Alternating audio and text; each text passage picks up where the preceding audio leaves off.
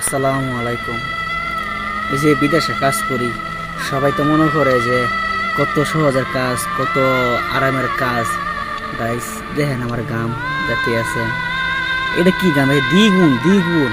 আমার কাছে যদি একটা বালতি রাখি না, বালতির আধা বালতি হইতে পাক্কা 1 ঘন্টা সময় সময় নিত না, এরকম গাম পরে ভাইয়া ভাইয়া। তে কি যে কষ্টের টাকা যে কামাই, হ্যাঁ একমাত্র বুঝে এই কষ্টের টাকাটা।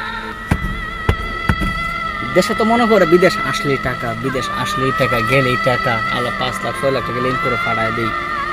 সর্বপ্রথম সহ্য করতে হবে তাপমাত্রা। বাহিরে দেখেন তাপমাত্রা আছে কত। এখন হলো গিয়ে বিকাল, দেখেন রোদ, দেখেন রোদগুলো দেখছেন, হ্যাঁ প্রচণ্ড রোদ।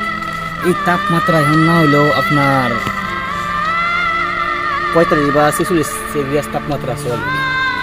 বুঝলেন কি তাপমাত্রা, তাপমাত্রা, শরীরের কি অবস্থা, ঘাম বায়ে বায়ে পড়তে যাচ্ছে।